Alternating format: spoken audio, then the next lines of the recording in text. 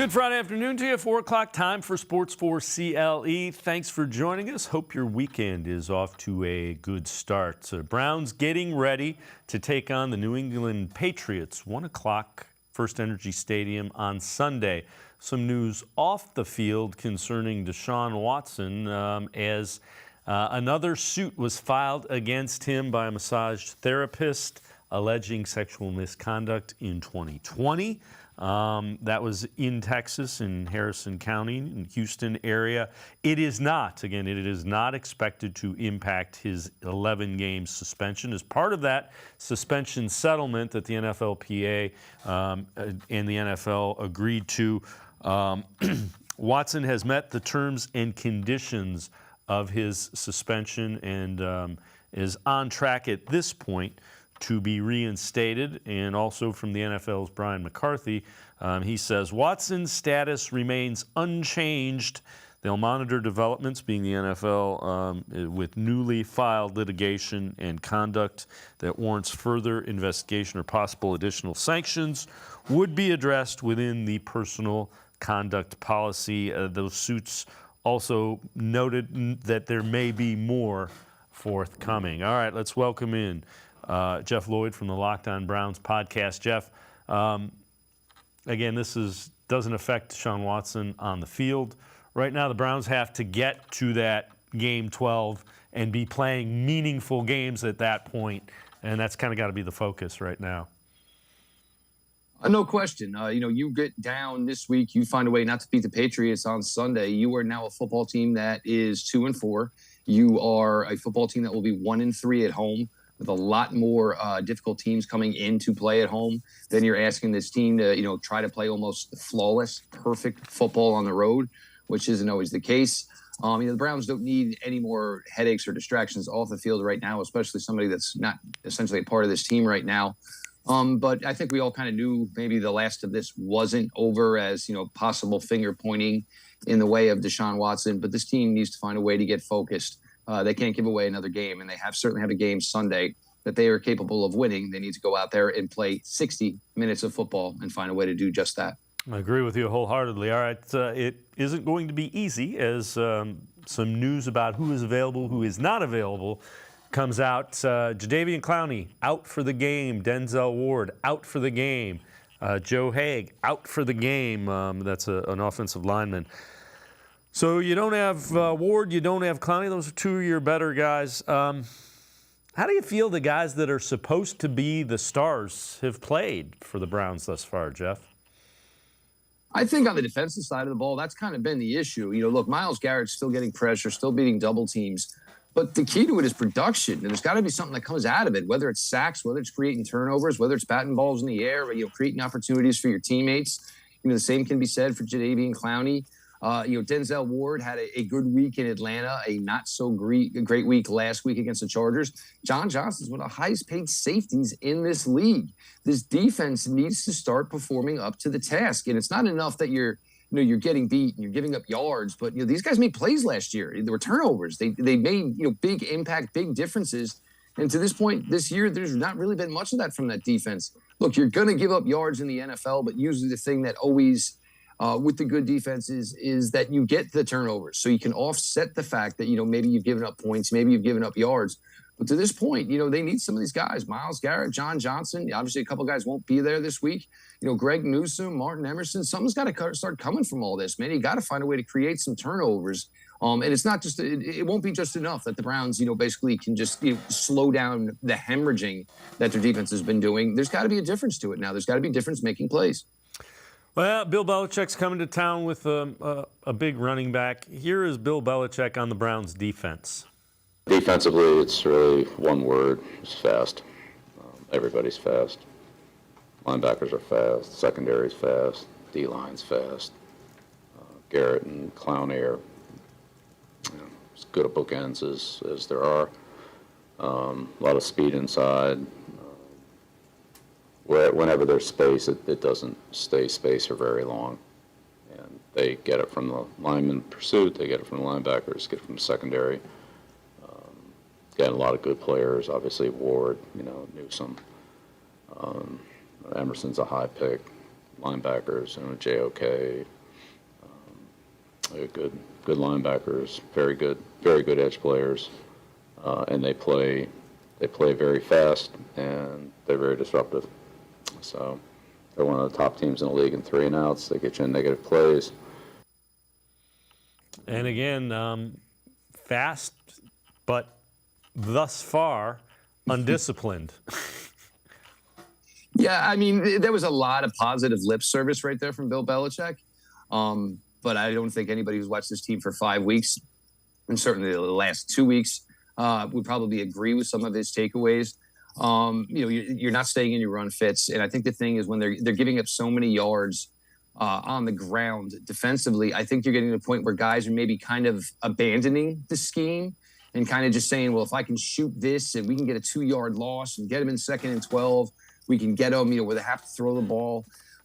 It's been rough. And, I think a lot of us probably didn't realize or understand truly the impact that a player like Anthony Walker had on this defense. We've seen that through 2 weeks, and it's very rare when you see a team make a trade, maybe not even an hour before an NFL game ends, and the Browns made that move for Deion Jones, obviously feeling, A, they need the, veteran presence. B, they need a guy who's going to come in here and give everything they got. Maybe they got a question, about some guys right now in the overall play they're getting from them.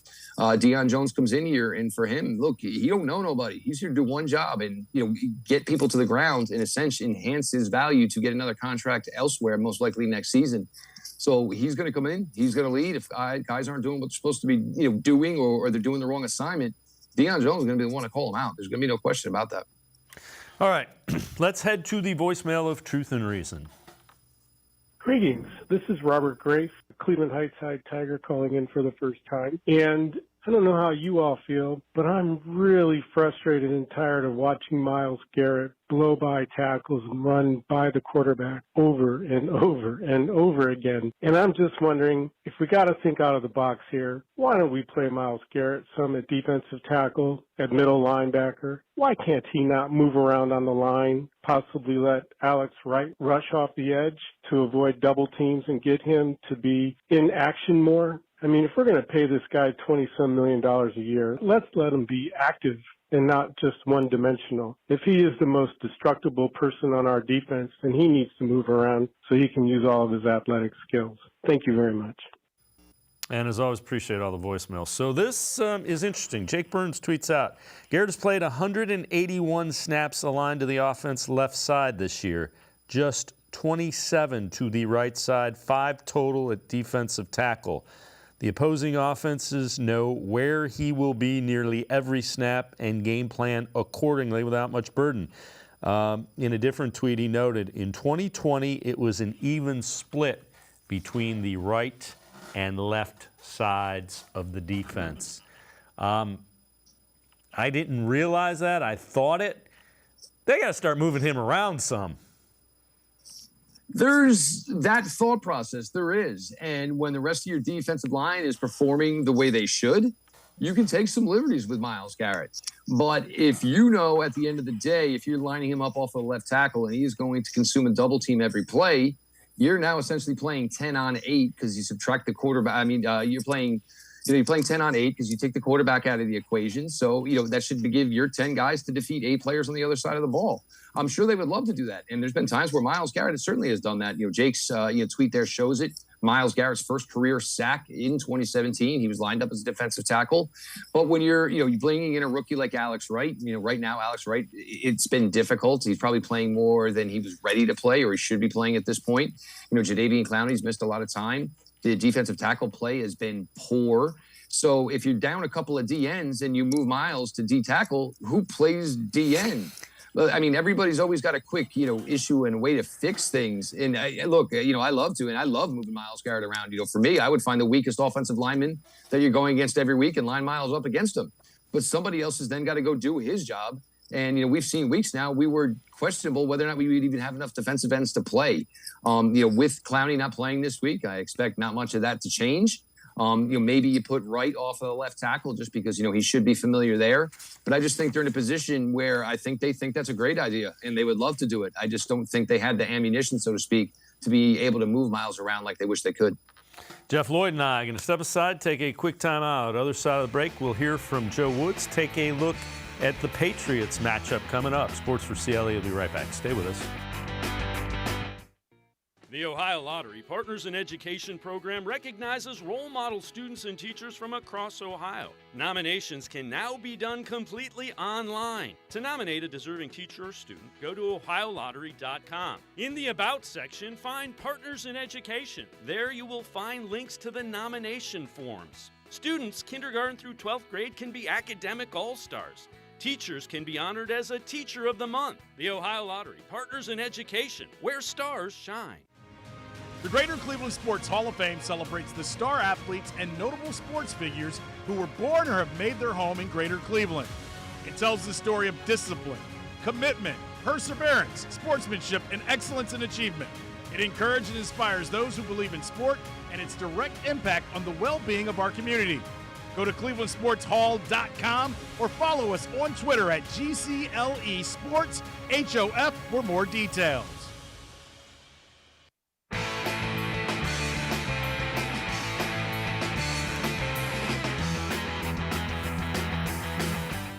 We continue talking Browns with Jeff Lloyd from the Locked On Browns podcast. Joe Woods talked about a thing that has been plaguing the Browns the last 2 weeks, missed tackles. It's the first guy and, the rest of the guys coming to pursuit. I put together a tackling reel. I just watched it with the guys in the afternoon meeting. But I think you have to understand, you have to have a tackling plan and understand what type of tackle that you need to make. Do I have the guy in the hole, he has nowhere to go, or is in the open field? I got to put myself in position and get the guy on the ground. So a little bit of that is what I saw. I went back and I watched every missed tackle we had. And I put the tape together, showed the examples, and I wanted to talk to the whole group so they understood it, the back seven. And we watched that. I believe it helped them. So we'll see. Thing, do you? No, I don't. We're always talking about guys running to the ball. You see it on tape. We're running there, but we're missing the tackle. So we got to track properly. Jeff, the tackling's got to get better. There's nothing other than it's got to be better. There's no question about that. And you even go to one of the Austin Ekeler touchdown runs on Sunday. I mean, they literally had his face mask to the point where it drew a 15-yard penalty. But yet somehow Austin Ekeler just broke away from everybody and took the ball in for another 12 yards. They've got to get physical. You have to break down. Look, Austin Ekeler is a really, really difficult guy to tackle in open space. But when you're basically just trying to move with him and dive at his ankles, it's not going to work. You have to break down. You got to get, basically into the belly, so to speak. And the other thing is there's no wrapping. I mean, this team does not have a reputation for being notoriously big hitters, but they're out there taking like knockout shots. And a lot of times they are coming up empty. They're going to get a whole different ball of wax this week, though, with Ramondre Stevenson. He probably weighs 10, 15 pounds more than any linebacker who will probably start for the Browns this week. Big, thick guy. He'll be a little slower getting the line of scrimmage, but once he gets that head of steam going, if you don't get on, you're going to go along for the ride. But there is no question. And look, your linebackers, your safeties, you were the last line of defense. It is, the impact of those missed tackles, which then turn into 15, 20, or somebody taking it all the way to the end zone. And it's not just linebackers, it's safeties, like Joe Wood said. Everybody is basically kind of guilty of this. You got to get back to basics. And it seems weird that we're talking about the NFL and we're talking about something as simple as just accurate and good form tackling. But this team needs to show a tremendous pickup in that talent on Sunday, or it is going to be another long day in First Energy. So this is an interesting stat, ESPN stat to know. Browns have allowed third worst yards per rush at 5.3, and the guy you're mentioning, Ramondre Stevenson, ranks 8th among qualified backs in yards per rush at 5.5. That's going to be a key matchup right there, without question. How do the Browns defenders deal with Ramondre Stevenson? Damian Harris, their other big running back, is out, so it's going to be Stevenson, and that's going to go a long way in determining if Browns win this game. For me, I go back to a game in 2020. Browns went down to Tennessee. At the time, Browns had good momentum going. Derrick Henry was all the rage in the NFL. For the Browns, in order to have a chance in that game, it was going to have to kind of be to take Derrick Henry out of it. Went with a bare front, played a lot of 5 defensive linemen on the field at the same time, basically just created a big wall of human beings around the line of scrimmage.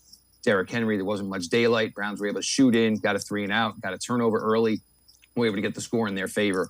You've got to try something different here if you're Joe Woods, because I never want to be the one to talk about somebody's as far as their job and whether it's safe. But I mean, if you're going to talk about the fact that maybe a defense gave up over 650 rushing yards in 3 consecutive games, sometimes heads kind of have to roll or something has to be done in that capacity. The other thing is you are going against a Bill Belichick coach team.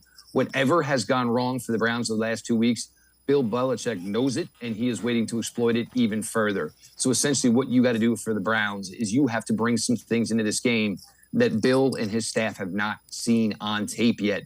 Because if it's not been going well the last couple of weeks and you think it's just going to get right against a Bill Belichick coach team, you're just straight up fooling yourself. Yeah. So Joe Woods talked about how the Browns are going to try to correct this run defense. It's something that always happens. Is you're locking out a guy. Here comes the ball, right? I'm in the gap, and then I cross face too early. There could be a linebacker fitting or a safety fitting. So you always got to, and that's where the trust comes in. You have to maintain your gap and know that the guys are going to be in their proper gaps. So just worry about doing your job. Joe, what's triggered this in your mind? I mean, you guys weren't a terrible tackling team at the end of last year.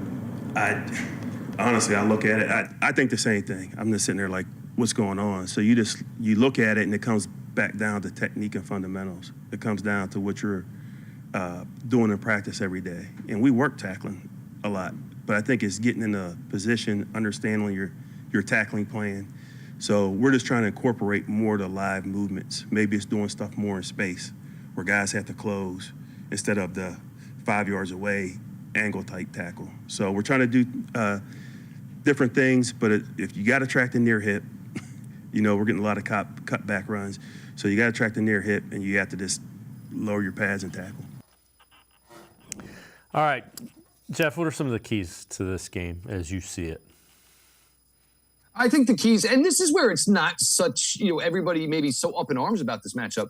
Look, the Browns lost significantly last year to the New England Patriots, but you did not have Nick Chubb. You did not have Kareem Hunt. Nick Chubb in one career game against New England Patriots, 20 carries for 130 yards. So, I think Bill Belichick and his speaking on Nick Chubb was real. He understands the type of player he is. But defensively, and look, I know you're out a couple of guys. And Clowney coming back last week, it's not like he was tearing the world up. Denzel Ward, sadly, has been inconsistent to this point this year, as much as I think he's a great player and he's going to figure it all out. Martin Emerson, though, in line probably to start here. Martin Emerson has probably been one of the brighter surprises of this team this year. I don't think anybody thought, his path to significant playing time was going to come that quickly, or he would excel with the role. Greg Newsome played solid last week. This is another player Browns have a lot of faith in. Offensively, you've got to get Cooper involved. You've got to get Njoku involved. You've got stars on the offensive side of the ball. Between Nick Chubb, David Njoku, and Amari Cooper, you have 3 skilled players on pace for 4,000 total yards. Browns don't normally have balance like that between a tight end, a wide receiver, and a running back. You've got to keep exploiting that. And one thing this team needs to do in the most important way is don't put this game in Jacoby Brissett's hands with 2 minutes to go. Don't put it in the rookie kicker's leg with 2 minutes to go. There's a lot of quality talent on this football team. Find a way to get this game wrapped up in 55 minutes. You're a good enough football team. It's not too hard to ask. Must win, and do you think it's must win, and do you think they get the win? I do believe it's a must win. There's no question about it. I mean, you look at what's coming down the pike. You got Baltimore next week, Cincinnati 2 weeks after that. You've got to keep pace with these guys to hopefully that you are on pace to keep pace, to stay on pace when Deshaun Watson comes back. You've given away games that you should have already had. I mean, conceivably, I'll never say 5-0 because a lot of things happen in the NFL, but very, very strong confidence that this team should be 4-1. I think they are going to pull it out. I think they understand the importance of this game. I think Coach Stefanski is going to make sure that we don't end up in like a little bit of a Nick Chubb, maybe like a nap period where it doesn't seem like Nick Chubb gets the ball for maybe 10 to 15 minutes of real time, 7-8 minutes of game action. You've got to realize what your best possible opportunity is to win, and you have to realize how important it is to be able to say 3-3 as opposed to 2-4. I think the Browns are going to put up a really good showing here. The Patriots, look, I don't think it's going to be Mac Jones. I do think it's going to be Bailey Zappi, and I'm going to be interested to see if Belichick goes with a little bit more throwing the ball than people are expecting. If you're going to bring in Deion Jones, a new signal caller, everybody knows the Browns have had some struggles coverage-wise from getting from the defensive coordinator to the signal caller for everybody being on the same page when the ball is snapped. So if Deion Jones is going to play a lot, you have to think that Bill Belichick in the back of his mind is going to want to make sure that that's still not going on as far as, everybody getting lined up correctly. It's going to be a fun game to watch, but, it's over here for the Browns. Let's get it together here. Let's get back on track. This team is too good to be even mentioning the terms 2-4. Jeff Lloyd, Locked On Browns podcast, as always. Great stuff. Appreciate the time and the insight. Thanks very much, Jeff. Thank you, Dave. Have a great afternoon. You too. All right, make sure you catch him. Jeff Lloyd, Locked On Browns podcast. We're going to step aside, take a quick timeout. Other side of the break, Randy Gurzi from Dog Pound Daily. We continue talking Browns. Stay with us. Come back to go forward. Back to learning new things. Back to pursuing your dreams. Tri-C has flexible learning options to fit your life. And every year, more than 1,000 local companies provide Tri-C students with real-world learning. The right education can boost your lifetime earning power by hundreds of thousands of dollars. Start now with a college education you can afford. Tri-C, where futures begin.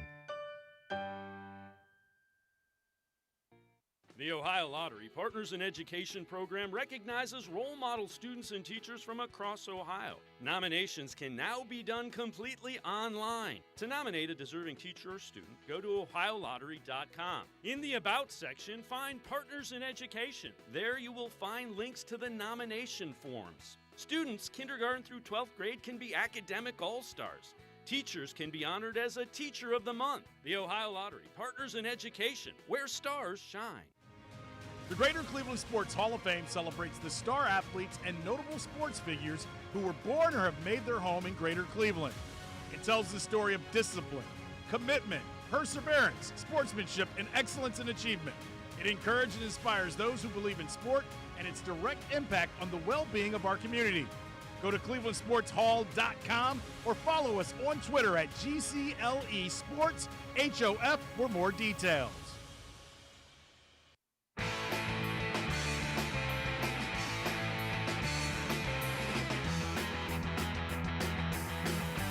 We continue talking Browns. Time for us to head back to the voicemail of Truth and Reason.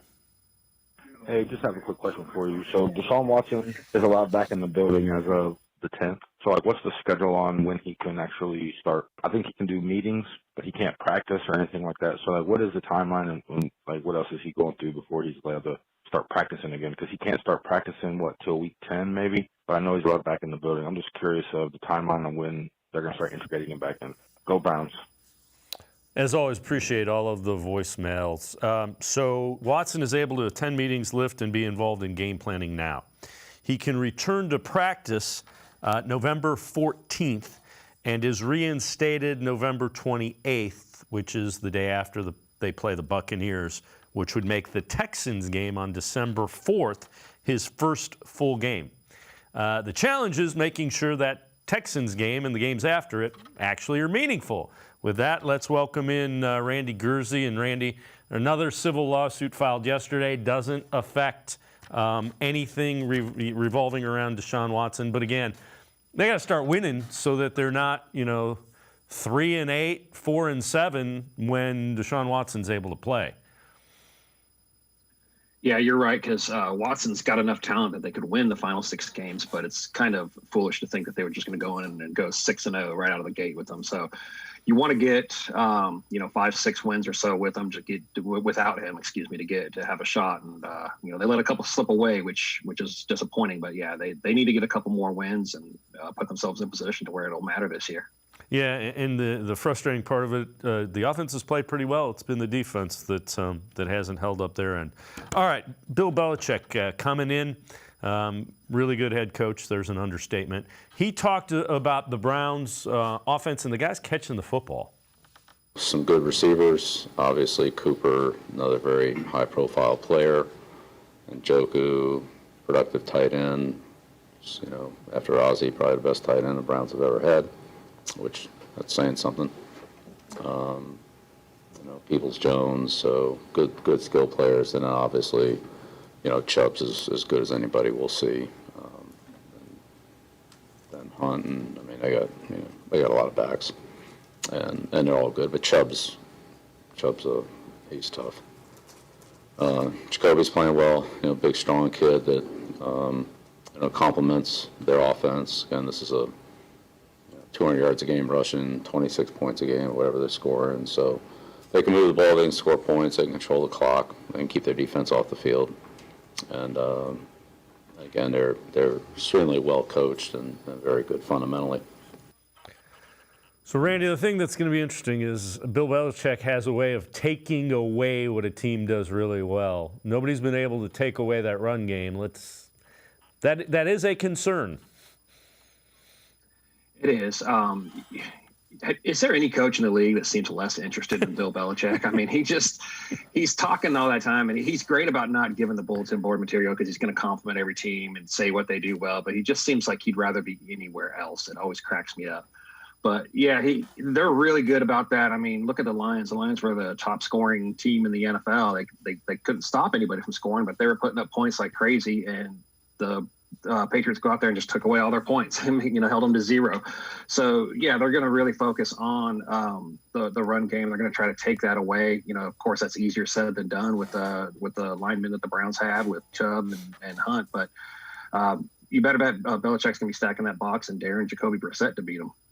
Yeah, without question. He was very complimentary of David Njoku, and it falls in line with what we've seen. So 2022 NFL's top 10 tight ends. This list is from NFL.com. Number 1 is Travis Kelce. Number 2 in the NFL, Mark Andrews. Number 3, David Njoku.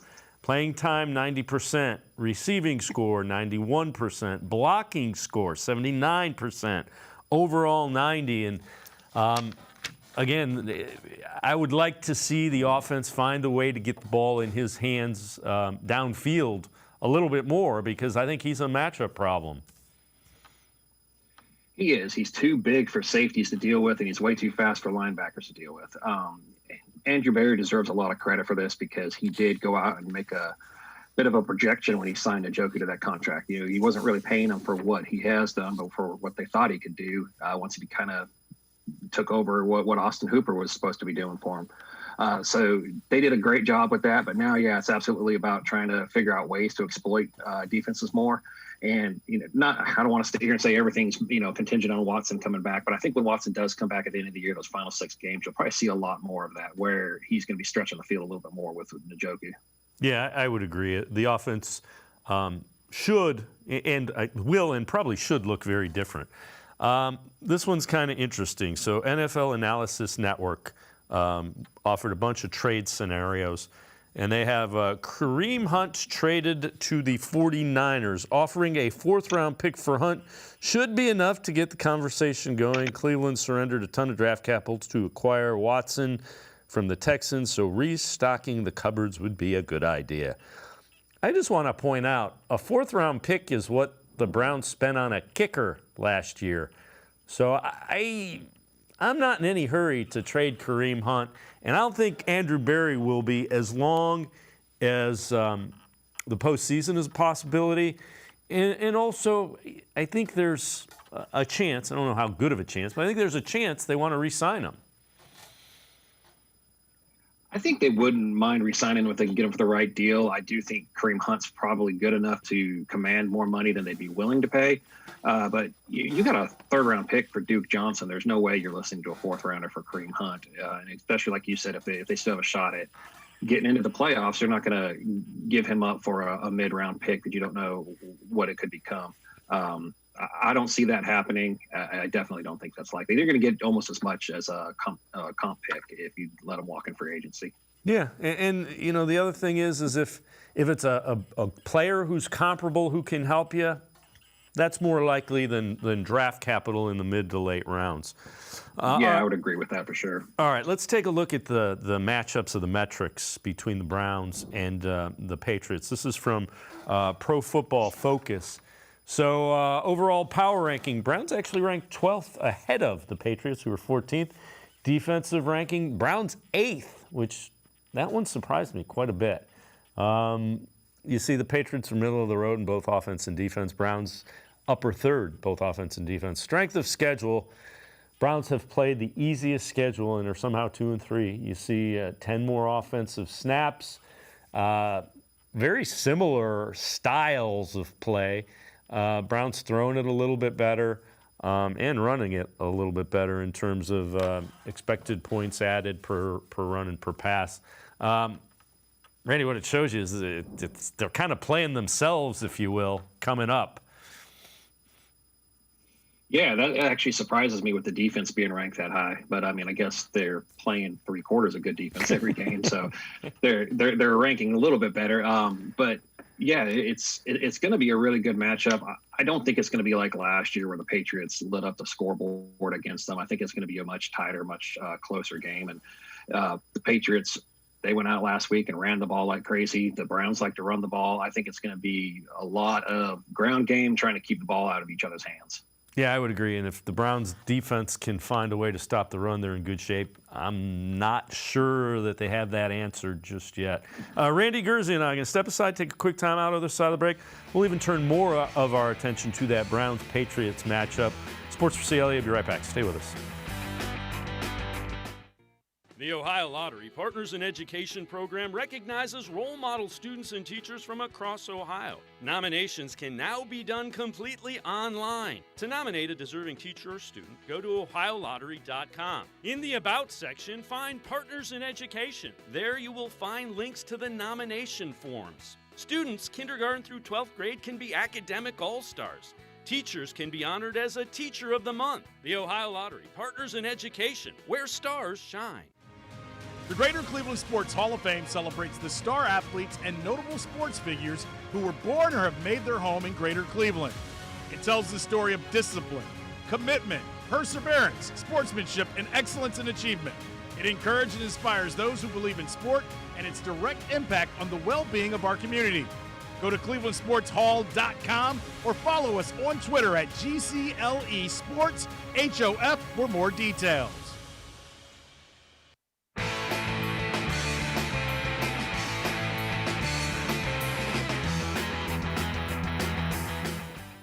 We continue talking Browns with Randy Gurzi from Dog Pound Daily. Let's head back to the voicemail of Truth and Reason.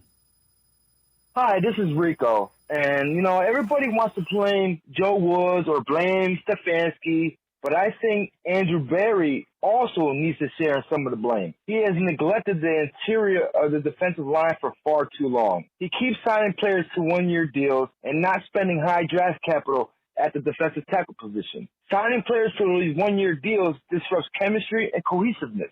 Now all that neglection has come to fruition, and we're getting gassed up the middle by every team. I just want to know your thoughts on that. Go Browns. All right, appreciate all of the voicemails. And Randy, there's not really an easy answer to that. They used a third-round pick on Jordan Elliott, and he hadn't worked out. The one-year deals, you have to do that to keep cap flexibility unless you're sold on somebody. They did sign Andrew Billings pre-COVID, and then COVID hit, and they just haven't been able to answer the defensive tackle question. And I get they haven't put a lot of resources into it, but if you're going to have 2 big edge rushers and you're going to have a shutdown corner, there are certain areas that you do have to figure out and not spend as much on. Absolutely.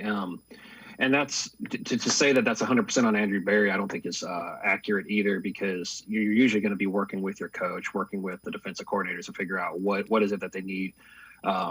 Obviously, yeah, Joe Woods probably prefers a scheme where you've got those edge players, those shutdown corners. So, you know, they're working together to figure that out. And you're absolutely right. They're trying to find that guy. You really don't even need to spend a lot of capital on that run stuffer, because it's, for the most part, this is a passing league. You want those guys that can shut down the pass. And typically when you do get a good defensive tackle that shuts down the run, they are a third, fourth, sometimes even a fifth round pick. So I think the Browns are doing what a lot of other teams are doing. They just haven't had the luck to find that right person. And it is frustrating because I thought Andrew Billings was the guy when they signed him. I was really excited about that. So unfortunately that one didn't work out. But I don't think that they're doing anything terribly wrong. Yeah, I mean, again, they're in great shape salary cap wise. I know right now that you can't really celebrate that because they're 2-3 and probably should be 5-0.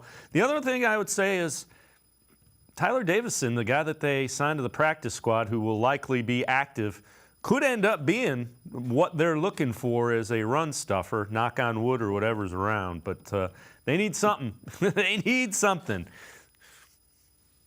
Yeah, they just need that one guy who can kind of play on some early downs and keep the offensive lineman from pushing them around a little bit. And it's not even somebody that's going to rack up a lot of stats, just somebody that won't get bullied. Yeah, occupy a couple of blockers, let the running back or the linebackers be free running to the running backs.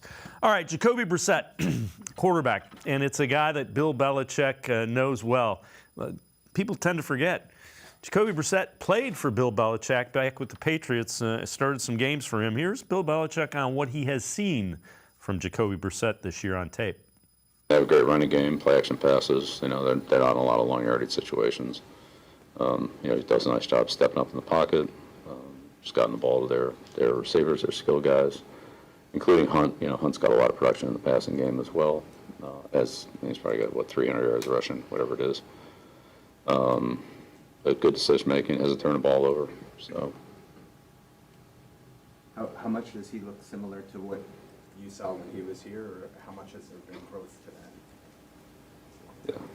Well, I mean, what's about the same? What do you think? He's shrunk or gotten bigger, or I don't know. No, you haven't. No, we're all about the same. Yeah, I mean, Jacoby looks like Jacoby. You know, big kid, strong arm, you know, tough, smart. Does a good job of, you know, with the system that they're running, does a good job with it, doesn't turn the ball over. You know, gets some scramble yards, gets the ball to Cooper, Peoples, Hunt, obviously Njoku. So, does a nice job of running the offense. I mean, they're scoring whatever it is, 26 points a game. I mean, it's part of the quarterback's job. Move the ball, score points. It's pretty simple. Move ball, score points. That's what you want. Yeah, he's great. I want to see one of his motivational speeches to see if it's the same way. He's trying to fire the team up, but I like that he just says Jacoby looks like Jacoby. I mean, but yeah, I know Jacoby Brissett was Bill Belichick liked him a lot. I remember Bill Parcells liked him a lot coming out of the draft too. So he's a smart quarterback. He's limited in that he's not going to be a franchise player or anything. But the Browns did good getting him. He's a guy that's not going to. Usually he's not going to be throwing the game away for you or anything like that. You don't want to put the game in his hands like they had to last week. But I think he's a good player. And, you know, the Patriots, they're going to know him pretty well, unfortunately. So it might be tough for him this weekend. All right, so let's take a look. You did an article for Dawg Pound Daily, 5 bold predictions for the Browns in Week 6. And we'll group some of them together. So 5, Jacoby Brissett converts 2 fourth down sneaks. 4, Cade York rebounds with 4 field goals. And again, so 5 and 4, talk about those. Brissett, you know what? If it's 4th and 1, just go ahead and have him sneak if you're going to go for it. I mean, there's no need to get tricky. Yeah, and I agree. And I know Stefanski called that play where he threw it on the 4th down, or they did the pitch on the 4th down. And I think, yeah, you got a little bit too cute, but that's one of those, if it worked, Kareem Hunt got the edge, we're going to be calling him a genius for that play. So I don't think it was a knock on the coach for doing it. He was trying something different. He was trying to find a spark. But yeah, I think that he's going to kind of, this week he'll make up for it, go for it a couple times on 4th down and just have Jacoby do what he's been doing best this year. And then Cade York, I think, like I said, I think it's going to be a ground game, probably get a lot of field goals in it. And I think Cade York will bounce back. I know he had that miss at the end of the game. But you're talking about a 54-yard kick. You know, those aren't usually automatic, but, you know, I know kickers have been hitting them like crazy lately. So you start to think that they are, but they're really not. So I don't think that there's anything to worry about with him, and I think that he's going to bounce back and have a good week. All right, 3, Bailey Zappi is sacked 4 times, so that's the 3rd-string quarterback for the Patriots. Number 2, Chubb and Hunt, top 100 yards. And then number 1, New England held to just 75 yards rushing. Yeah, tell me about that one, Randy. If that happens, I see the Browns winning by a lot. You call them bold for a reason, right? I think that I know that one was going a little bit out there, but I just feel like this entire week, that's the only thing they're going to be talking about. They're going to be focusing everything on the run. Just like I said earlier, that the Patriots are going to be trying to force Jacoby Brissett to beat them. I think that Joe Woods and the Browns are going to do the exact same thing. They showed right after that last game, they were tired of it. They went out, traded for Deion Jones, and signed Tyler Davison. I think it's going to be a huge point of emphasis, and I think if we see them lose, it's going to be more because of the passing game than the run. I think they're just going to be dead set on trying to shut that down. Yeah, and they got to be more aggressive defensively. They've been playing awfully passive on the defensive side of the ball, so let's hope they get after it a little bit. All right, before I let you go, you had a prediction, Dog Pound Daily, as well. Take us through that and let us know what you're thinking with this game. You have a game prediction. Yeah, and the game prediction doesn't really go along with my bold prediction because I have the Browns winning 23-20. So if Cade York does kick 4 field goals, it'll be kind of awkward to get to that score. But in the end, I think it's just going to be a low-scoring game. I don't think they're going to get past the low 20s either team, and I think it's going to be about a 3-point game. And I can see the Browns getting a little bit of revenge, stopping the bleeding a little bit, and getting to 3-3. Yeah, they get to 3-3. Things feel a whole lot better going against the Ravens and the Bengals. A couple of AFC North foes coming up. Randy, as always, great stuff. Appreciate the time and the insight. Thanks very much. All right, thank you for having me. All right, Randy Gurzi, make sure you check him out, Dog Pound Daily. We're going to step aside, take a quick time out, other side of the break. We've talked a little bit about the newest member of the Browns, Deion Jones, some film breakdown with Lance Reisland. Taking a look at Deion Jones, what he brings to the Browns. Sports4CLE, be right back. Stay with us. Come back to go forward. Back to learning new things. Back to pursuing your dreams. Tri-C has flexible learning options to fit your life. And every year, more than 1,000 local companies provide Tri-C students with real-world learning. The right education can boost your lifetime earning power by hundreds of thousands of dollars. Start now with a college education you can afford. Tri-C, where futures begin. The Ohio Lottery Partners in Education program recognizes role model students and teachers from across Ohio. Nominations can now be done completely online. To nominate a deserving teacher or student, go to ohiolottery.com. In the About section, find Partners in Education. There you will find links to the nomination forms. Students kindergarten through 12th grade can be academic all-stars. Teachers can be honored as a Teacher of the Month. The Ohio Lottery Partners in Education, where stars shine. The Greater Cleveland Sports Hall of Fame celebrates the star athletes and notable sports figures who were born or have made their home in Greater Cleveland. It tells the story of discipline, commitment, perseverance, sportsmanship, and excellence in achievement. It encourages and inspires those who believe in sport and its direct impact on the well-being of our community. Go to clevelandsportshall.com or follow us on Twitter at GCLE Sports HOF for more details.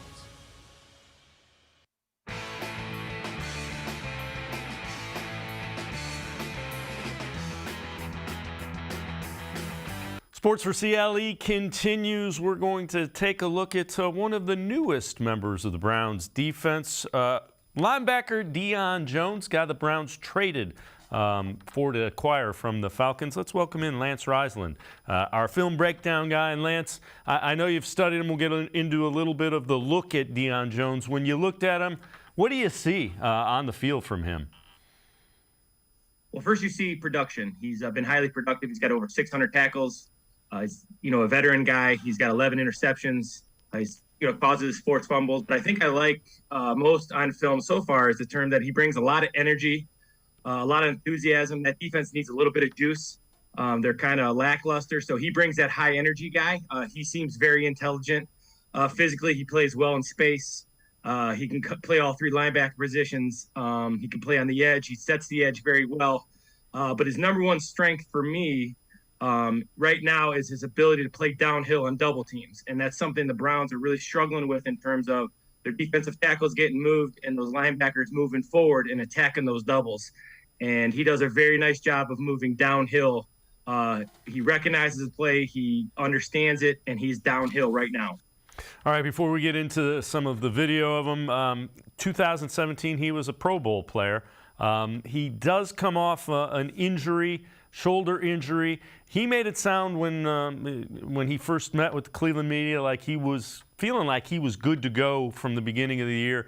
The Browns activated him, so they have that 21-day window. Pretty good bet that he's going to find his way onto the field pretty quickly. Let's take a look at some of the video. The first one is, and you alluded to it, the double team and getting downhill. Tell us what you see here as, again, 45 is the number you want to keep your eye on here in the middle of the field. Yeah, as you're running it, you can see he does a different kind of. They're going to wrap the wing in here off the double. It's kind of a zone duo with a lead concept here with the tight end wrapping in there. But all the double teams are very similar in terms of when you see the double team, you have to attack, and you have to attack straight ahead. And he does a great job of recognizing that double by the center and the left guard, and he moves forward and he avoids the tight end, but he also collisions tight ends. He's very active. He's very slippery. He's very hard to block. He recognizes what he's seeing in front of him, and he goes. And I think that's very important for the Browns defense right now. There's a lot of thinking, a lot of trying to figure out what's going on. These guys have to see what they're seeing and get downhill right now, and he does a great job of it. And you mentioned he can play all three linebacker positions. Another run talent that he has is setting the edge, and that's what we'll take a look here.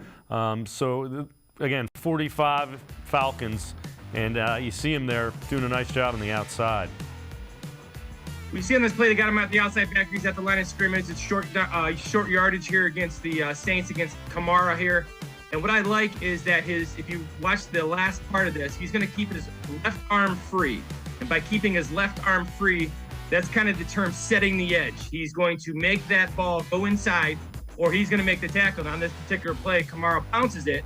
And he's right there for a tackle. If he takes it down with the left arm, he can get hooked, and there's the ability for Kamara to bounce. So again, really good technique, really smart football player. He understands where players are trying to go, and this is really good technique by keeping his outside arm free here and setting the edge versus the Saints. Another skill that he has relative to defending the run, he's pretty quick. He plays really well in space. And the next thing that we're going to take a look at, sideline to sideline, he's going to win this matchup to the edge there. Again, he recognizes the play. He sees we've got a little outside zone here, and he's going to recognize it, and he understands that the guard, number 70, is the guy who's got to get him. And if he hesitates whatsoever, he loses. And you can see, again, it's kind of a double team by the center and the guard, 77 and 70. And because it's not outside zone, it's a quick double, but he reads it and gets downhill, does not run laterally, because if he runs to the sideline, 70's just going to wall him off and create a cutback lane for the running back. So again, he's running downhill, and he makes a great tackle here. And again, this is speed, athleticism, but the big thing that I like on film is his ability to understand that double and get downhill and make a play. And again, we're seeing some of the quickness and the ability to play in space, which is a key. Another thing that is in his tool belt, if you will, for being a linebacker, they can send him on blitzes, and that's what we're going to look at here.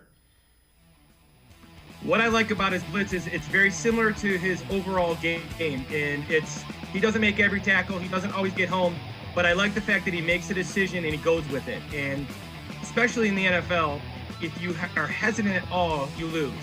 So here he sees they're going to open up. They do a great job with a overload blitz here. They're going to go 3 over 2. The back misses, and he just comes. And the old adage, he's going to make a decision. It's not always right, but it's aggressive. And the Browns need that right now. They need a guy with energy. If they're going to send him, he's coming. And again, this is just an example of his overall speed, athleticism, and his ability to make plays. And he's aggressive. And again, 96 that you see on that other edge there is Davison. That's the defensive tackle that the Browns signed to the practice squad, who will likely be elevated to the 53-man roster as well. That sack is of Tom Brady, who does not go down very easily, so there's some bonus points for that. All right, so we've seen, he's really good in run. He's pretty good against the pass, too, in dropping in coverage here. What I like here is he's in his zone coverage here. He's very good in zone and man. And as I watch him in zone coverage, what I like is that he does not cover grass. And so many times these linebackers, they drop to a spot and they don't cover anybody. So he's going to drop to his zone. He's hook curl here. And he's going to drop to his zone, and he's going to locate where the routes are coming from. And the old coaching term is don't cover grass. Don't get there and just cover an area because that's your area. Cover a route, cover a person, find work, find someone to cover, and he does that very well. And in man coverage, he's athletic enough to stay with running backs, stay with tight ends. So he can be a 3-down linebacker as well. He can play the run on first and second down, and then he can stay in there and even in your nickel looks and cover. So he's very versatile. So when you look at the skill sets that you have seen, because you said you looked at 7-8 games that he played the last time he was healthy, what did you see? What kind of skills do you see? What kind of linebacker did the Browns go out and acquire? Well, the first thing I see is a non-physical. It's the energy and passion and the juice that he's going to bring to that defense. They need a guy in there who's going to get them ready to go, whether he's a green dot guy or not, but just a guy who has some energy and some passion right now. Those guys are all playing with great effort, and I don't question the effort at all. But I do, and the intensity doesn't seem to be there at all times. So he's a guy that really brings that intensity. Physically, he's big. He's productive. Like I said, over 600 tackles in his career. He covers very well. He's had 11 picks. I love the way he blitzes. I love the fact that he can play all three linebacker positions. I love him in space. But if you ask me what his number one quality is, it's his ability to analyze what's going on in front of him and get downhill. And he's not hesitant at all. So not being hesitant allows him to make a ton of plays because he's not getting walled off. And he's downhill, which means he's north and south, and he's going to make a lot of plays in the backfield for the Cleveland Browns. It looks like he's a guy that can run and cover ground quickly as well. Is that kind of something that you saw? Yeah, and I think, one of the things that what allows a football player to play fast is knowing what you're doing. So he really seems to have a concept of what the opposing team is trying to do to him, which probably comes down to his film study and how he prepares. But knowing what you're doing makes you a lot faster. And he seems to know what he's doing. And when he sees his keys, there is no hesitation. He shoots his shot and he goes. And I think that's part of what his quickness is that his ability to recognize what he's seeing, and then he just goes. And so he's at full speed really quick. Let me ask you this, where I'm going with that. You have Jacob Phillips, who's a young guy. You have Jeremiah Owusu-Koramoah, who's a young guy. Is this a guy that can help them develop and understand what it takes to be successful as a linebacker in the NFL? Yes, I think it can, especially Jacob Phillips. Jacob Phillips' errors right now are all physical, and those are all coachable. He's just over-aggressive, and he's taking bad angles, and he's taking bad courses to the running back. And when you see him on film, he's always getting walled off. He's always they're always cutting back on him, and that's because he's going sideways instead of forward on those double teams.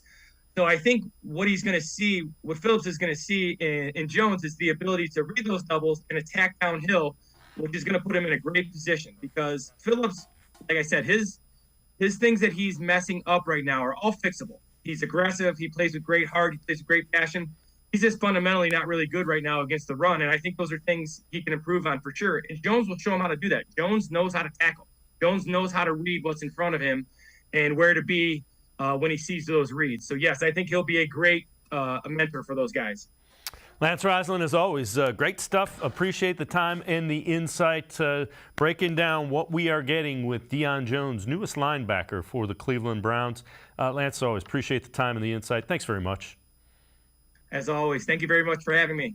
All right, Lance Reisland. Make sure you check him out, Plain Dealer, cleveland.com. Always great X's and O's regarding the Browns.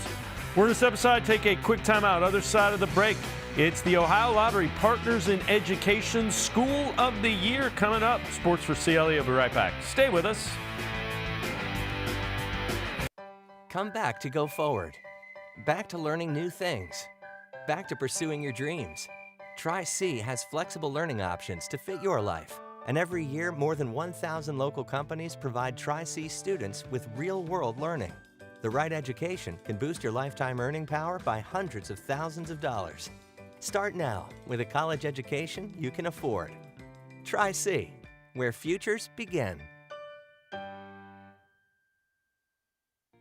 The Ohio Lottery Partners in Education program recognizes role model students and teachers from across Ohio. Nominations can now be done completely online. To nominate a deserving teacher or student, go to OhioLottery.com. In the About section, find Partners in Education. There you will find links to the nomination forms. Students kindergarten through 12th grade can be academic all-stars.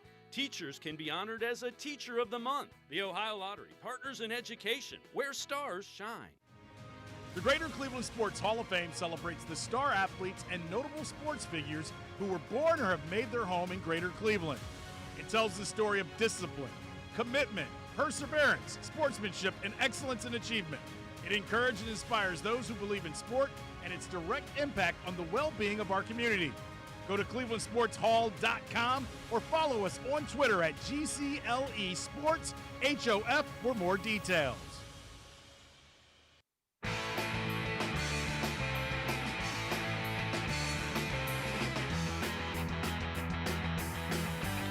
We continue talking Browns here on Sports 4 CLE. Yesterday we had a voicemailer who talked about Cade York being an opera singer. Today we have an answer on the voicemail of Truth and Reason. What exactly that guy was talking about, I had no idea. Hi, Dave Howard from Marin County. I was listening to your show on Thursday, and there was a caller referencing Cade York should sing opera. That's a reference to the greatest kicker of them all, Justin Tucker. Justin Tucker graduated with a degree in music from the University of Texas, and he also is a baritone bass and is actually sang Ave Maria. So that's the reference. If he can become a great singer like Justin Tucker, maybe he'll become a great kicker. So hope this helps you. Have a nice day. Great show. Bye. You learn something new every day. It makes sense now. I agree with the voicemailer. If singing opera helps you kick the football, I am all in for it. I did not know that Justin Tucker was a music major and quite the singer. All right, we're going to head back to the voicemail of Truth and Reason. This one with your predictions for the Browns-Patriots coming up Sunday. Here's my game prediction and some keys. Looking for the Browns to attempt some deep throws on first down or second and short to DPJ or Cooper just to keep the Patriots honest, or at least I hope so. This tactic will break a tendency that Belichick won't anticipate. This will also set up some draw plays that Chubb and Hunt can bust for big gains, a weapon we haven't seen that much of this season. On defense, I'm looking for some timely run and pass blitzes by our safeties and linebackers to get the Patriots behind the sticks on second and third down and hopefully create a couple of turnovers in the process. The Pats will have to settle for some short field goals as the Browns play bend but don't break defense for most of the game. Browns hold on in the end, stopping the Pats short of the end zone on their last drive, and another nail-biter. Browns 20, Pats 16. Go Browns, and let's beat Belichick. Oh, I predict that the Belichicks are going to kill the Stefanskis on Sunday. You know, a good coach will beat you, and then if you switch teams, he'll beat you again because a good coach gets the best out of his players. And so we can worry all we want about Mayfield's gone, and now we have Brissett, and we're going to get Watson, but the problem is Stefanski. And you can look, oh, the offense, oh, yeah, it's rated so good. Only a moron would have called that pulling guard play on 4th and 1. This is supposed to be analytics. You need a first down. You got a way to get it that's practically a surefire thing, and he gets fancy. And that's what happens when a man who was once creative but now has COVID brain tries to fake it and tries to fake creativity. It doesn't work. I expect another beatdown just like last year. Belichick is such a better coach than Stefanski. It's not a fair fight. It's like a one-legged man in a butt-kicking contest. As always, appreciate all of the voicemails. Belichick does have a lot of Lombardi trophies to his credit. I want to pick the Browns to win the game. Unless they get aggressive on defense, I don't see how they are. If they play passive like they have been, if they do the bend but don't break thing, these guys aren't responding to that. I hope there is some aggression in the defense.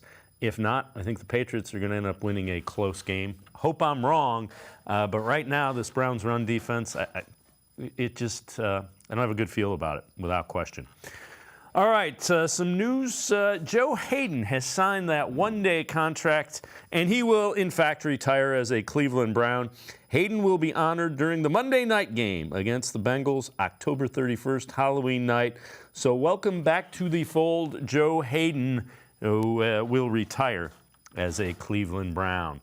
Before we leave you this week, each week, in conjunction with the Ohio Lottery Partners in Education Program, we recognize a role model student from somewhere in the state of Ohio. And one time a year, based on all the shining stars that we have in academic all-stars and teachers as well, there's a drawing for the School of the Year. This week, we honor the School of the Year for 2021-22. Trinity High School is this year's School of the Year. Congratulations to the Trojans.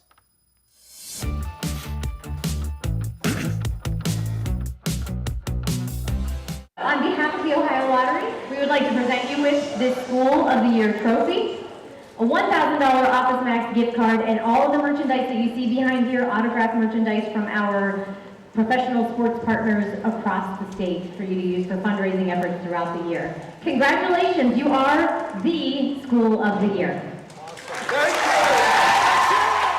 And with that, it became official.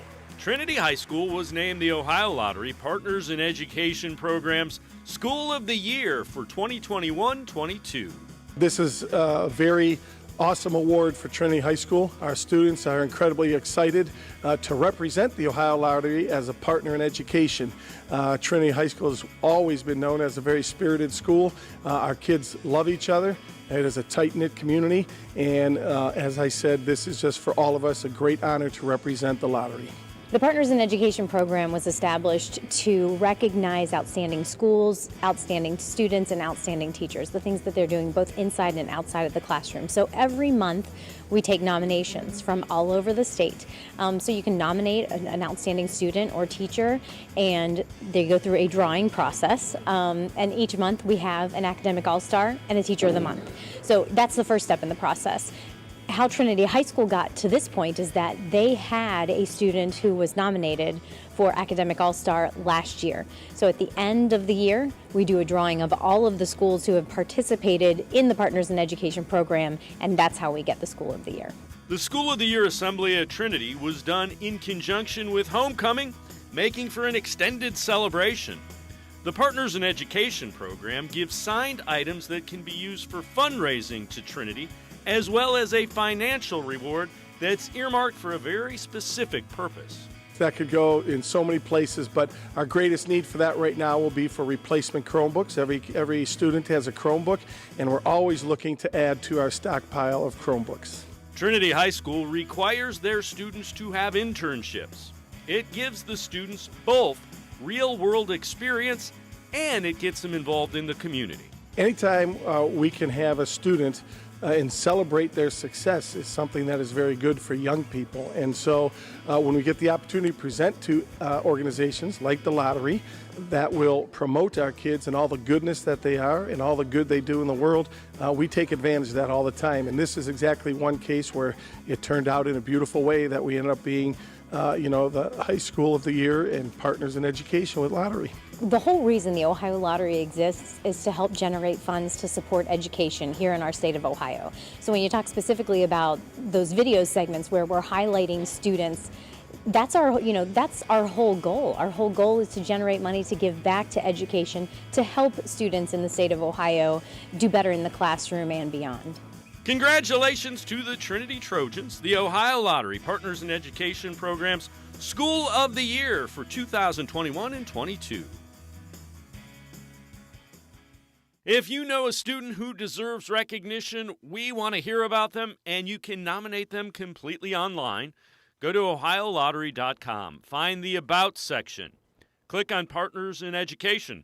There you will see links to nomination forms. Nominate that student as an academic all-star, and they could end up being featured as our next shining star. Congratulations again to Trinity High School, the School of the Year for the Ohio Lottery Partners in Education program. All out of time on this edition of Sports for CLE. We will see you back here Monday at 4. We'll talk Browns-Patriots. We'll see if the Indians can keep things going and extend things, maybe move past the Yankees. Also, Cavs getting the regular season rolling next week as well. We will see you Monday at 4 on Sports for CLE. Have a great weekend, everybody.